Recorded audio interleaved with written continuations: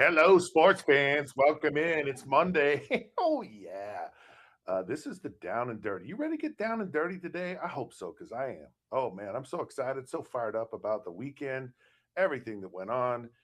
It's riveting. It's gut wrenching. It's hopeful. It's maybe a little disappointing. I was going to say disparaging. Yeah, anyways, welcome to the show. I'm so excited to have you here today because you people are amazing and I love every weekend, and I go to these football games and I meet people, I run into people I know, and I find people who go, "Hey, man, I listen to your show," and like every day, and it's like it brings a smile to my face, it brings warmth to my soul. So thank you so much for tuning in. I really appreciate it.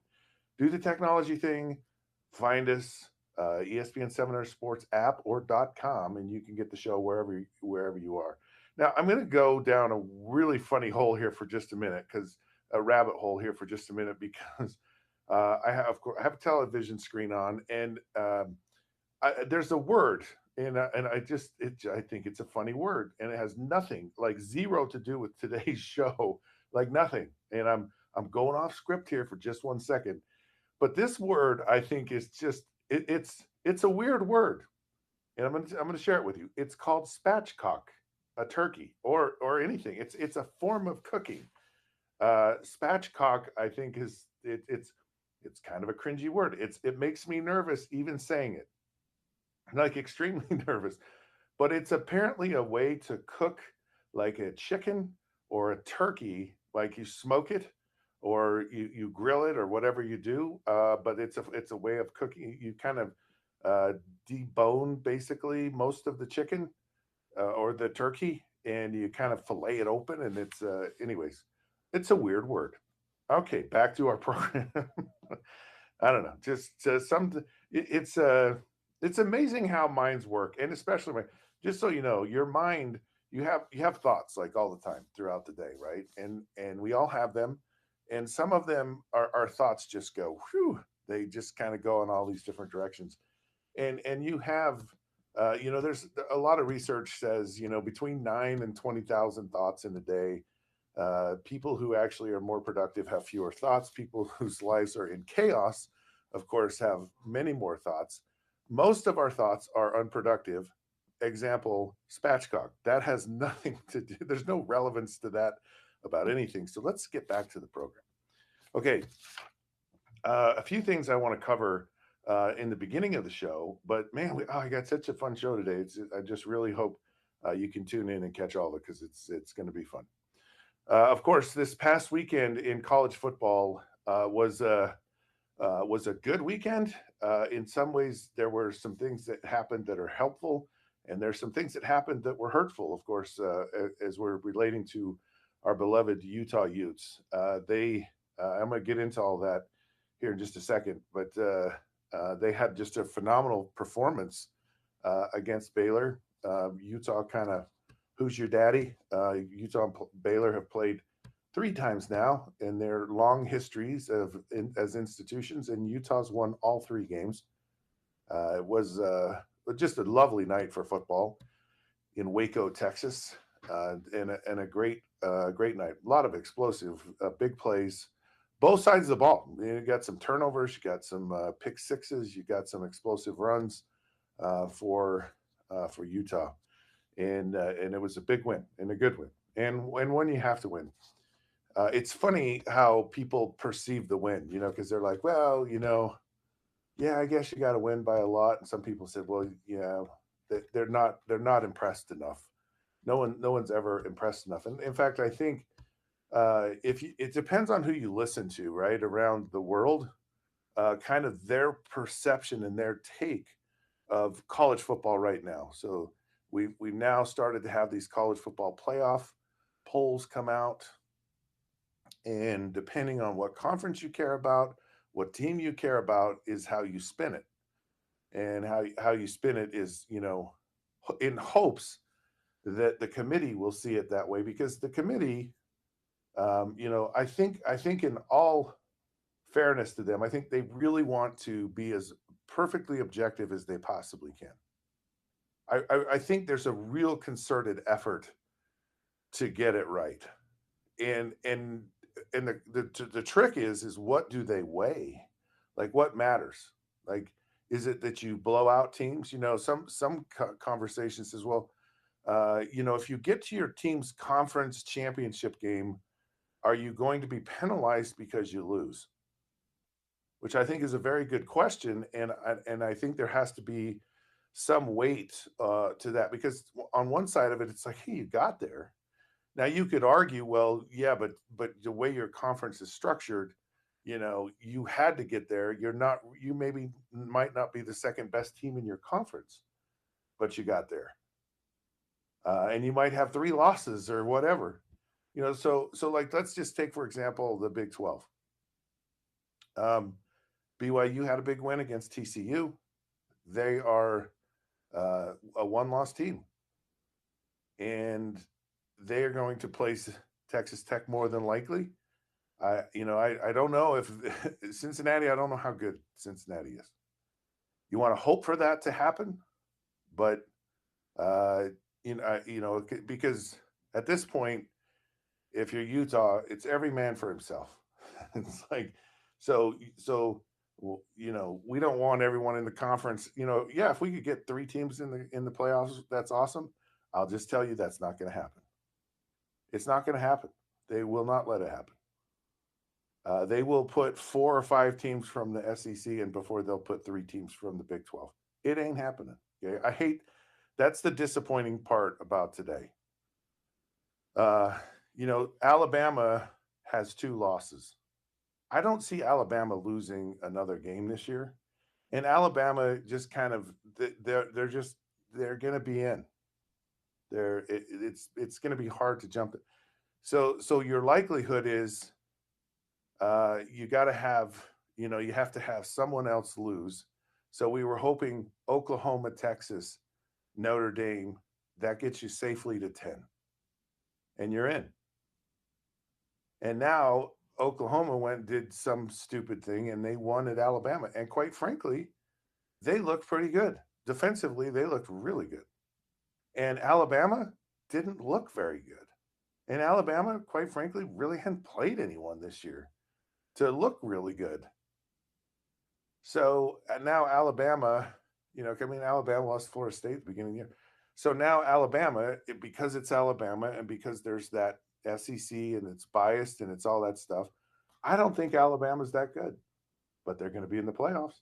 It's going to be hard to jump that bias. If Utah has 2 losses, Alabama has 2 losses, and they're battling for that 10 spot, I don't think Utah gets it. I don't.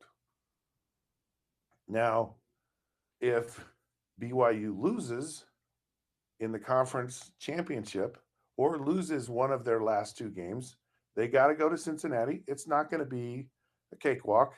They're probably going to win, and they're probably going to win because they've had such a great year, and they'll play inspired. They'll play fired up. I don't know how fired up Cincinnati will be after losing like they did to Arizona, and that actually hurt from a motivational standpoint. Now, another team creeping along, and I don't know where they fit as far as tiebreakers go in the conference, is Houston. And Houston lost to West Virginia. Utah, of course, beat West Virginia. I think that would probably give Utah the tiebreaker because Houston's now in the top 25, which is good for the conference, great for the conference. But again, it could have ramifications. So now, if BYU, let's say they don't lose to Cincinnati, they go to the Big 12 championship game, and now they lose that game. There's some people that say that won't have any bearing on your position, so they would probably be in. And all I'm saying right now is because of what happened Saturday, it's a precarious position that you're in to get into the playoffs if you're Utah.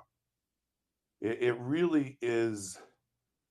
Whew, it's kind of you're gonna have you're gonna have to have some tall order things happen because then you're gonna have Oregon, and Oregon's kind of been liked, this year. They've been, in the top 10 all year long, and now they're going to play USC. and USC's, and then they play Washington too. So they've got their Pac-12 schedule at the end of the season here, and I believe they're at Washington. They're home against USC at Washington, but potentially a loss there if you're Oregon. Maybe, maybe not. I don't know how good USC is. They don't seem to be. Uh, maybe, maybe not. I don't know. They did win. And USC now all of a sudden they beat Oregon. Do they fly up the polls? I don't know. But so you have the likelihood. Here's the teams. You have Oregon. You have Ole Miss, which isn't going to lose now. They play Auburn. I think no, Alabama plays Auburn. Ole Miss, I don't think plays anyone down the stretch. Uh, you know, so there's the possibility of them. Georgia's not going to lose. You have Oregon, you have BYU and Notre Dame, and Notre Dame's got a cupcake the rest of the way, so they're probably not going to lose. And Alabama, and those are hard. They're just going to be hard teams to get by, and BYU's hard to get by because they beat you. And so, as good as the season is ending up, and as good as Utah really is, because I think they're a team deserving to get into the playoffs for sure. They're in a conference that certainly doesn't have the cachet of these other conferences. Quite frankly, what happened at the beginning of the year is everyone jumped on the ACC bandwagon, and they jumped off of the Big 12. They said the Big 12 is garbage. And you can now, the Big 12 has the highest percentage of teams with multiple win, like it's the highest percentage of wins by the conference from top to bottom of any conference in the country. So it's a good. So the teams win. It's competitive. They certainly don't have a marquee team or program. Um, they um, they do finally, and man, it took forever, quite frankly, to get respect for Texas Tech. I mean, they finally battled their way into, you know, um, and it's just because they have one loss. And remember, this is Arizona State. They lost to Arizona State isn't jump change. Kenny Dillingham is doing a lot of really good things at Arizona State. So Texas Tech is not, and they came to Utah and beat Utah. They beat BYU. I mean, the good teams in the conference, and they have the best defense. And what Texas Tech has is they have a defense that will basically shut everyone down in the conference. And their offense is good. It's not great. It has its moments, but over time, because their defense is so good, they wear you down. I think they wear down teams' defenses. I think they put the other team's defense on the field an awful lot, and that's certainly what happened to Utah early in the season. Uh, I think early on in the season, you're not quite at that game conditioning. So if you're on the field for a while, you're gonna get tired. Maybe Utah's not gonna get as tired this time of year. I'd love to play Texas Tech again, but as it's shaping up, it's got to be someone like Alabama, Oregon, possibly BYU losing again that maybe jumps Utah. If they get to 12 this week in the college football playoff polls, it's going to be an interesting couple of weeks to see what shakes out. And it always shakes out. I'm just telling you, it always shakes out. I remember a few years ago, I think every time Utah's gotten into the Pac-12 championship, it's because maybe the year they beat Oregon twice, maybe not the case, but they've had to have help in the past in some circumstances to get in, and those things actually happened, and they got in, and so it does happen, and that's what's fun about college football. Things like that happen. Now there's something else that I was thinking about of this win for Utah over the weekend. And this is going to be kind of a painful conversation, but a true one. So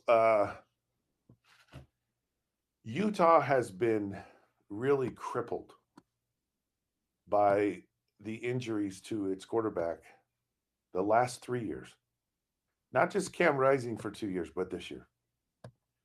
And that crippling has been devastating. And I'll tell you why. Because Utah has done just a phenomenal job of mastering its way and growing its way through the Pac-12 to considered one of the top teams in the conference, a team that a lot of people had a lot of respect for, a team that went to 2 Rose Bowls and 4 Pac-12 championship games, and was just really positioned very nicely. And everyone right out of the gate from its first time in the Big 12 said, huh, you belong as the top team in our conference. Everyone acknowledged it. And people across the country acknowledged it. And then and then Cam Rising happened and him getting injured. And it was a devastating blow to not only Utah but the conference, because if you have a team, so let's just say Cam Rising is not injured, Utah's going to win the conference last year. I firmly believe that. And I believe it because they were in every single game. And you can say, well, the Colorado game, it was a late blowout. That game goes totally different. One, if you're competing for the championship, you're just going to play with some different energy. And if you have a quarterback that there Colorado, there were plays to be had against Colorado in that game that got blown out. Regardless, Utah would have brought in some bigger cachet to the conference. There would have been a discussion about this team and about who they are and what they are. Now, had that happened, I don't think Andy Ludwig is gone. So now you don't have Devin Dampier and Jason Beck, and it's I don't know what that looks like, because I've really enjoyed what Jason Beck has done with this offense this year. I think he's done a remarkable job, and not a lot, and they found it. They found production. They found it in true freshmen. J.J. Buchanan, Daniel Bray, Bird Ficklin, and of course Devin Dampier to some extent when he's been healthy, which is what I'm going to get into. So if Utah comes into this new conference and wins it, like everyone thinks they should and did, I think it changes the perception of the conference. I think Utah, it kind of accelerates itself up into a different conversation. And it was dramatically damaged. Utah was by these devastating injuries to his quarterbacks, and I believe it's the same this year. So Devin Dampier has not been healthy since Wyoming. That's the game that he got hurt in. And when they had to go and play the next week against Texas Tech, he was not himself. And had he been himself, I believe that game probably would have gone in a different direction. And he's been fighting it all year long. And I don't know how good Devin Dampier actually is. I've been one to say, this freshman Bert Ficklin, man, he's got something like insanely special. Insanely special. And all I'm telling you is when you see it and when you have it, don't get rid of it. And I'm telling you, you got to keep this kid around. I don't care what you have to do. You have to keep that kid around, because not only is just a wonderful talent, you can just tell by talking to him that he's just got his mind right. And he's a guy that you could go and win championships with. He is electric because the kid can throw the football. He can really throw it. But boy, can he run it. Wow. Someone's going to come after him hard. I will just tell you, hard. They will come after him hard. Now, back to Devin Dampier. So here's what happens, okay? And I saw it Saturday night, and it all clicked in. It all made sense in my head.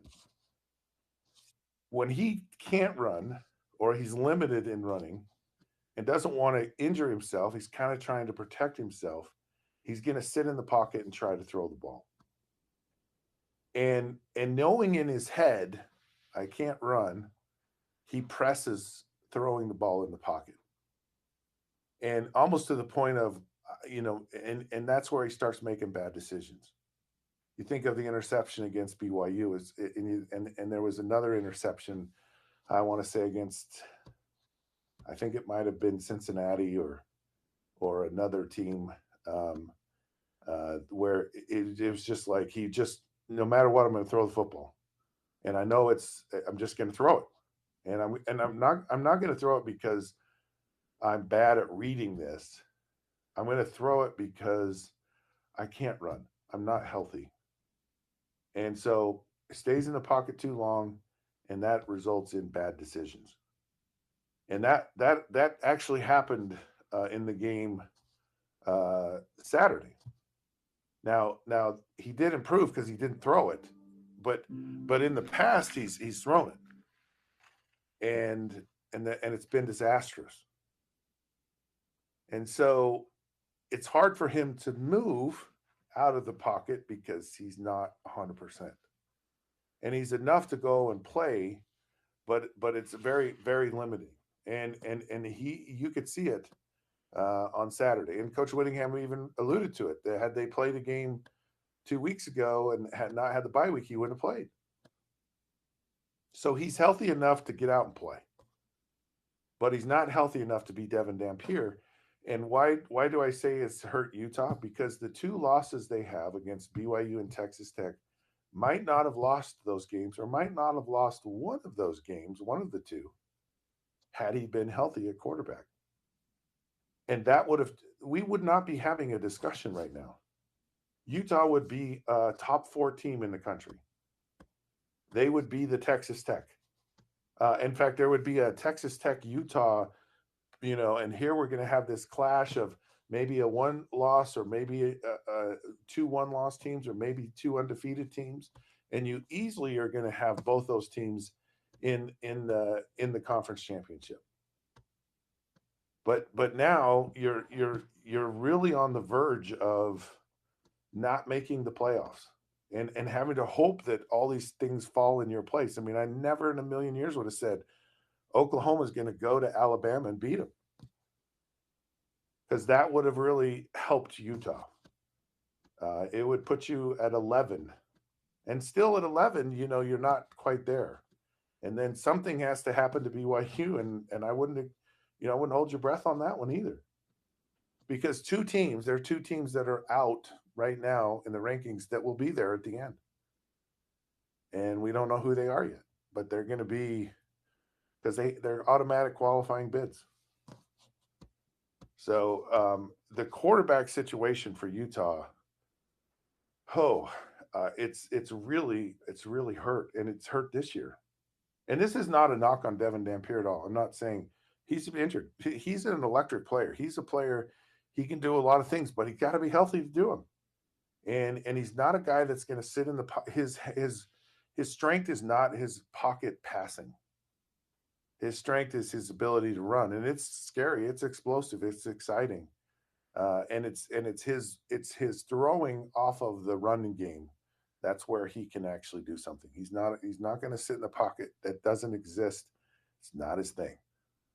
And maybe it is a little bit better if he can run, because there was one play in the game Saturday where he dropped back, normal drop back passing, and it wasn't there, and it was in the second. He just made a decisive decision. He ran with the ball, and I think that's about the last he really played in the game, because I think he re-injured himself, right? Because that's Bert Ficklin started taking all the quarterback runs, and you saw what happened. And I'm sure Devin probably do the same thing if he was in the game and healthy, but he's just not, and it's hurt Utah, unfortunately. We'll see how the rest of the season plays out, because it's been a phenomenal year, and it's a fun team to watch, and they're deserving to get in the playoffs in my mind. But it's a massively uphill task with the 2 losses they've had, and you're battling perception, you're battling bias with SEC and with the Big Ten. Now the Big Ten, I mean, what is the Big Ten? The Big Ten has 3 teams, maybe. But that Oregon is kind of teetering right now, and so maybe but they go, okay, are we going to give three at-large bids or three bids to the Big Ten or the Big 12? We all know where that's going, and it's the way that it is. The team that's probably the most overrated team in the whole 12 team could be Ole Miss, and everyone loves Lane Kiffin, and they don't play anyone all year, and they fly under the radar, and they get in because of uh, guilt by association. We're in the SEC. We're going to get in. And it's kind of a smart move. And it's a smart play because, you're basically riding the coattails of the big boys, and you get to go to the dance every year, and everybody loves you. But really, I don't know. Gotta get your break. Well, let's go take a break. Oh boy, Nostradamus, man, he killed it on the weekend with these NFL picks. I'm going to tell you what happened, and so many. We got some great topics, NFL related, right around the corner here on the Down and Dirty with Scott Mitchell on ESPN 700 92.1 FM.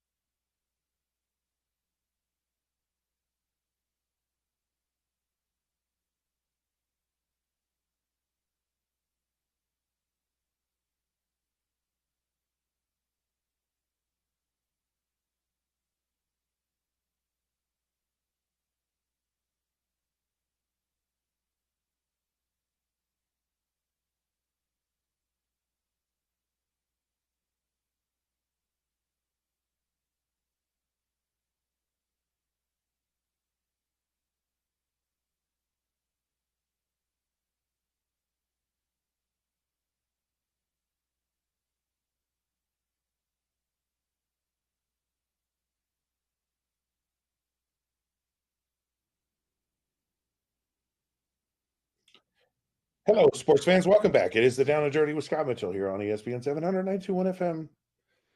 We're proud to be a part of Utah's ESPN radio network. Watching the Eagles yesterday, watching the Denver Broncos yesterday, watching this NFL season, I wouldn't be too sure if those two teams aren't in the Super Bowl. And they play great defense. Boy, do they play great defense. And in fact, I think if Denver and Philadelphia played in the Super Bowl, I think the score would be 5-3. It would be decided by a safety, by one of the defenses, and it would be there'd be two field goals and a safety, and it would be 5-3.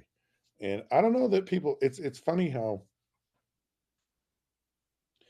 the NFL goes. We want offense. We want excitement. We want to throw the ball. We want it to be wide open. We want to do all this stuff. And yet, along for whatever reason, come these cycles, and defense just kind of wins the day. The Eagles won the Super Bowl a year ago on their defense, and that defense is looking pretty good. So are the Broncos. Their defense is looking quite well. And people are like, Bo Nix, he's not this and that and whatever. And Bo Nix is like, I got a great defense, and we're going to play to the defense, and we're just not going to screw up losing the game, and we're going to win a bunch of close games, which they have. I think they've won five very, very close games at the end. So, by the way, I picked them all. I thought I was going to go. I thought I was going to go all the way. The Chicago Bears decided to be something different than the Chicago Bears. They went to Minnesota. They eked out a win against the old Minnesota Vikings, and of course, and I here's the thing, and this was wrong of me. Okay, it was my respect for Rusty Keys, and I picked Kansas City, and I knew Denver was going to. I know I did. The reason I picked it, go back and listen to the tape, is because of Rusty Keys, and I shouldn't have done that. I picked off of emotion. I should have picked off of my instinct, and my instinct was Denver was going to win that game, and I picked Kansas City for Rusty Keys. I'm not doing it again, Rusty. Sorry, you're out, buddy. Your Chiefs might be out too, and I hate to be the bearer of bad news. And I don't think they're bad. I just think too many losses. It's going to be tough for them. Well, it is and it isn't, because most teams in the NFL are kind of right there until the very end. Anyway, so I had two losses on the weekend, and of course Monday with the Raiders and Dallas. It's at the Raiders, and I actually have picked the Raiders, so there's a good chance I might lose another game. Now, some I think noteworthy things happened yesterday in the NFL, and they brought up some. They just brought up some old memories, and they're good memories, right? And one of them is Shedeur Sanders, right? So Shedeur Sanders, he makes his NFL debut, and it ain't very good. I think he completed 4 passes. I think he had like 47 yards, and he had an interception, and a very winnable game got away from Cleveland. And by the way, Cleveland is not a bad team, just so you know. Got a really good defense, and of course they're they're abysmal on offense, and that a lot of it's just because they got young guys, and they really, the whole Deshaun Watson thing really kind of threw them, in that they expected him to be the quarterback, and they expected him to kind of be a guy that would compete for championships for a significant amount of time, would probably be doing that had he not gotten into the issues he ran into, and of course all of the injuries. So that's just kind of throwing him back. But so what really kind of stuck out at me with Shedeur, and I find this weird with people, that for some reason there's people out there in the sports world and the sports talk world that are trying to make this about like a race thing, or a prejudice against Deion Sanders, or there's this thing that they want to kind of shove it in his face, and so they're really sticking it to his son, and they're sticking it to his son, saying, well, he just didn't get any reps. He's probably going to play at some point. Why don't you give him some reps? And some of these people that are saying this are massively disingenuous, because they played a long time in the NFL, and maybe they didn't pay attention The backup quarterback gets no reps, zero, zilcho, very few reps. And I've been on both sides of it. So I've been the guy that was the backup, and it's like, you ain't got no reps. You don't get anything. Okay. And they were saying with the first team, right? You don't get those reps. NFL teams are geared for the starters to get prepared for the game and to go out and win. If your backup comes in the game, anything better than bad is phenomenal. It's as Tom Moore said. So Tom Moore, longtime NFL offensive coordinator, who's still in the NFL at 87 years old with the Tampa Bay Buccaneers, who was Peyton Manning's offensive coordinator and was my coordinator for a few years with the Detroit Lions, said to John Gruden, who was doing a Monday night game. John Gruden asked this question: "Well, how come Peyton Manning takes all the reps in practice? Did you ever give reps to your backup?" And Tom Moore says, um, "We don't practice effed, meaning screwed up. We don't practice that. And if Peyton Manning's not in the game, we're effed. So we don't practice. We don't even talk about that. So we don't even do that." And that's how I'm surprised John Gruden even asked that question, because he should know that. And he does know that. And everyone knows that. I knew that. And then when I was on the other side, so as a backup, it's like, I'm not getting any reps. So you have to manufacture reps as the backup. You have to be ready to play. And it seems cruel and it seems unfair, but it's the reality of things. It's not fair. It is what it is. It's not geared so some backup is going to get, his feelings not hurt. It's not that way. And I don't care who you are. I don't care if your dad's a famous former football player. I don't care if you're black, white, green, or orange, your skin color. It's the same for everyone. Now, when I was the starter, I'm not giving the backup any reps. Are you kidding me? They're too precious. You know that the way you practice, that certain plays you even want to practice to get the timing, to get the confidence, to get the comfortability with things. You don't get a 400 practice reps during the week. You die. You wouldn't be ready to go play in the game. There's not enough bodies on the team to facilitate that kind of thing. Kyle Whittingham at Utah goes, I have to change my whole structure of practice because we don't have the same numbers we've had in the past. So we take fewer reps and we take more reps with our ones, and our ones going against our ones. And that's just the way it is. That's one side of it, right? So all these people talking this craziness of, it's a conspiracy against Shedeur Sanders to make him look bad, and he possibly gets in a game. And it's like, no, that's just life in the NFL. It's the way it is. And you have to be really savvy if you're that guy, and knowing you're not going to get any reps. How do you get yourself ready to play? There's a process of like being productive on the field, right? So you learn to play in a meeting, you go walk through that play where it's not at full speed. So it's like it's more of a mental rep. It starts to solidify what you were taught in the meeting. Then you go out to practice and you practice that play, and then you watch it. And you go back and you watch the film of it and you go, okay, now I see that a little bit. Oh yeah, I got that. Or okay, this might, and all the contingencies of what might happen in that play. What if they're in this defense? What if this guy goes here? What if that guy goes there? How do you, and so you get the play locked into your brain so you can perform it in a super high level. And then you might get a chance to play it, practice it again.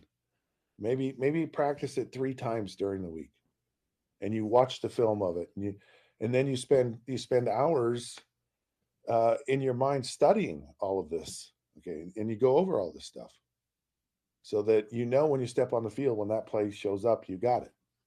And as a quarterback who's starting, you don't give up any of those reps. You just don't.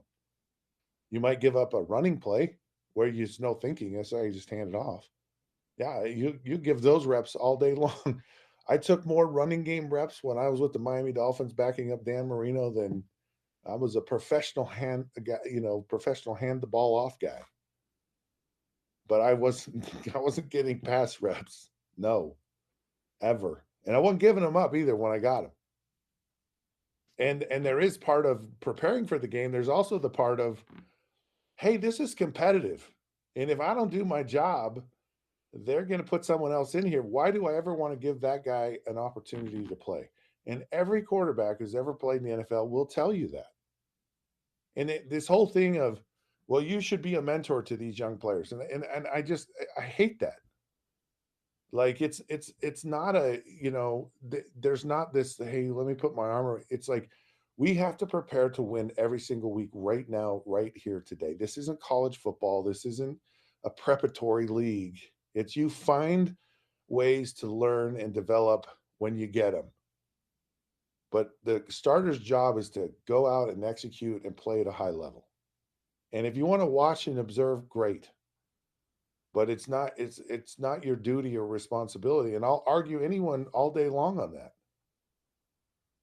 The NFL is not for long, and it's right now. Better win today, or there is no tomorrow. And it's not any different. Now, the other side of this that I thought was fascinating. You're going to play, Shador. You're on an NFL roster. Things happen. Joe Flacco gets traded. I don't think people ever saw that one coming. Ever. No one's going to trade for Joe Flacco, who's almost 40 years old, or is 40 years old.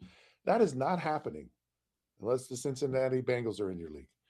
Then on the other side of it, you have another quarterback, and there's only two of you. Now there's just two of you. They traded away Kenny Pickett.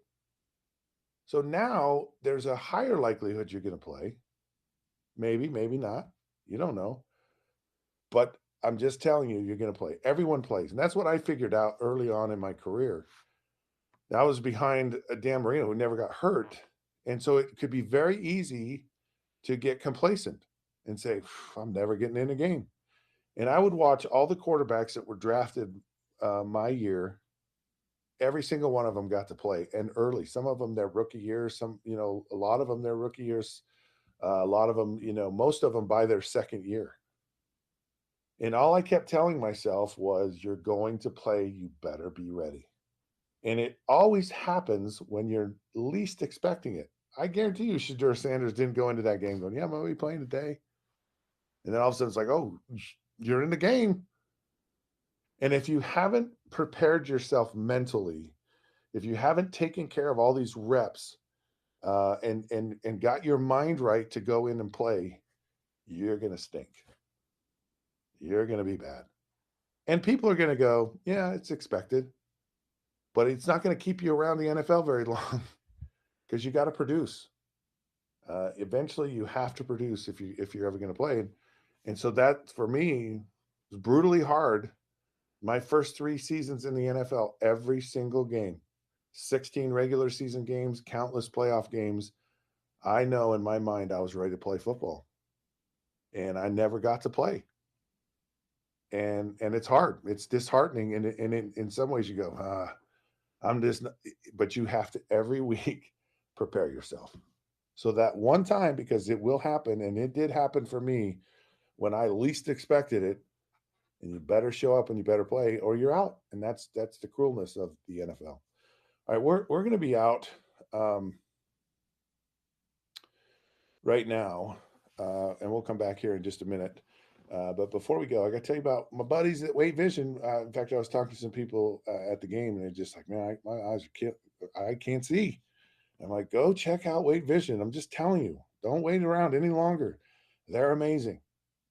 Right there, Thanksgiving Point, right off the freeway, UCCU building, Dr. Wade, fellowship board certified in refractive lens correction surgery. He's the best. Hey, we'll take care of you. It's the most common issue that people have. Very minimally invasive procedure and very little downtime, and the results are life-changing. See like you would never believe you can see. So go check them out, waitevision.com, WAITE vision.com. All right, more to come on the Down and Dirty with Scott Mitchell here on ESPN 700, 92.1 FM.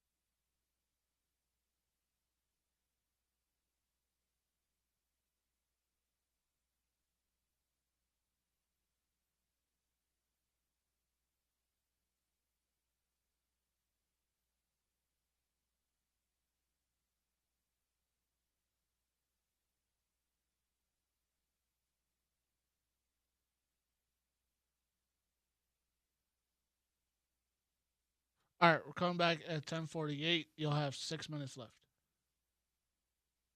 Yes, you do.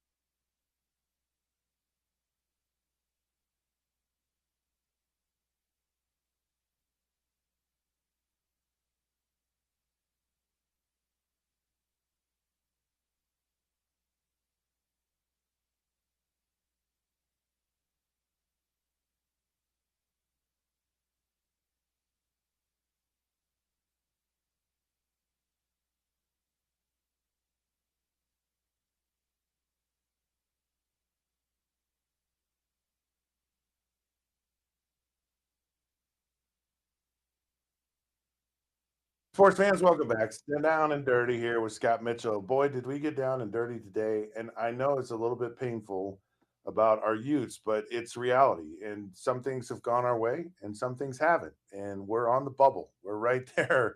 And we hope that things will bounce forward. It feels like that kind of year. It may work out in our favor. We shall see. Speaking of something that happened in the game Saturday, and it also showed up in the NFL on Sunday, is wide receivers and defensive backs getting in fights. You saw that in the Utah game, and Scooby Davis he took a swing at a guy, which is always kind of silly and stupid because why are we punching people first of all, and second of all, why are we punching them in a helmet where they have a helmet on? It really feels like it's one of those situations where uh, the guy throwing the punch is the one who's going to get hurt, and you just do it. Now I get it. You're like, look, it got scrappy and chippy, and I'll tell you what, Baylor had some wide receivers.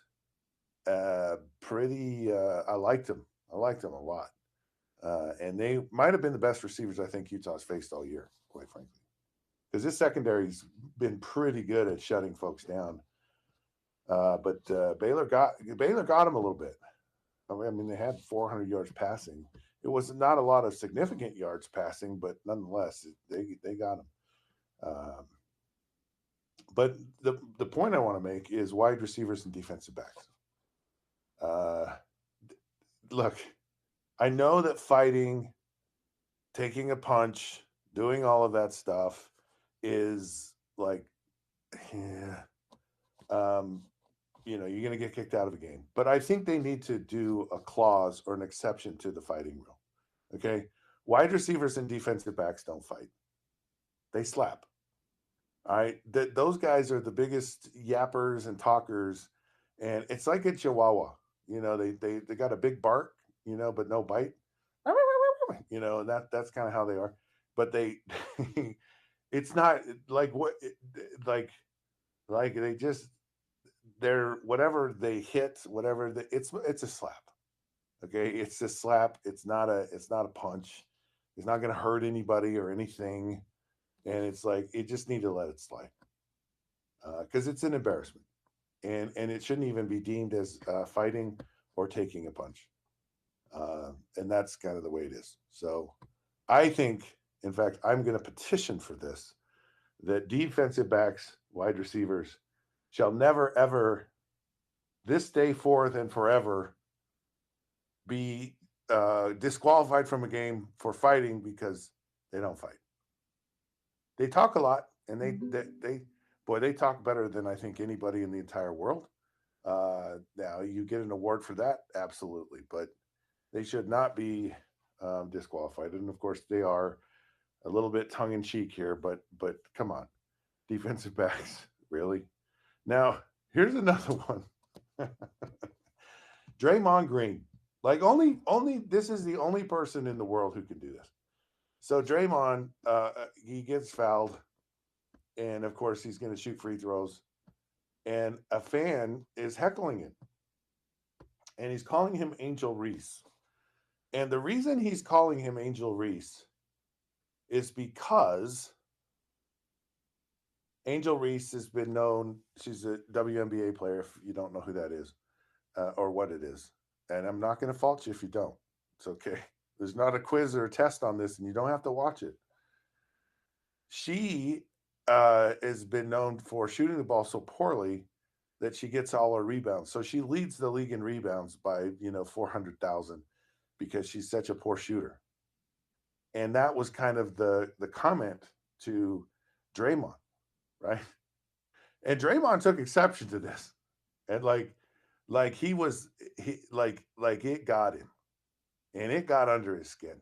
So he goes over and he goes toe to toe with this fan, which is so ridiculous as it is. Like it's just like you're never going to win with the fans, and if you want to use it as motivation, this and that, whatever. But what I found so compelling, and it was compelling, is that Draymond actually it got him. Like and that's all you want as a fan is to try to get under their skin, to actually goad them and actually say something like, "Nah, you that was a good one. That was a really good. Like you got me on that one." And it's like, and that's what he really should have said. He should have just said he should have gone over, and instead of like manning up, and all this stuff, which is what Draymond thinks he's doing all the time. He's a tough guy, Gotta go. you Gotta know. read Colgan Water. And so, anyways, just kind of a very funny thing. All right, our Utah Jazz are 5-8, and you know what that means? They're in the 10 spot. Yeah, I know. They're coming back. They're going to make the playoffs, baby. All right. You know what gets you down sometimes? That stinking hard water life in Utah. Is scale building up, ruining your appliance? Skin feeling rough? Water tasting, well, less than amazing? There's a better way. It's the Culligan water. Your local experts making your water worries a thing of the past. We're talking top rated water softeners and filters that protect your home, leave your skin silky smooth, and make your water taste fantastic. For over 80 years, Culligan has been right here in Salt Lake City, a family tradition of cleaner water you can trust. Think of us as your friendly neighborhood water scientists. It's true. Water is different all along the Wasatch Front. And they figure out what kind of weird water you have, and they get it right. If your current water system is pulling its own way, I don't know. Don't guess. Call us today for a free water test. No matter the make or model, dial 801-509-9602 or visit CulliganSLC.com. And for a limited time, get $1,000 off a new Culligan water filtration system, plus free salt delivery for a whole year. Imagine cleaner, better tasting water for you and your family. Stop living with water problems. Experience the Culligan difference. Call 801-509-9602 or visit CulliganSaltLakeCity.com. That's all we have for today. Sean O'Connell's show's next. Of course, you're going to hear Coach Whittingham's press conference. This has been the Down and Dirty with Scott Mitchell, ESPN 700, 921 FM. Until then, we'll see you then.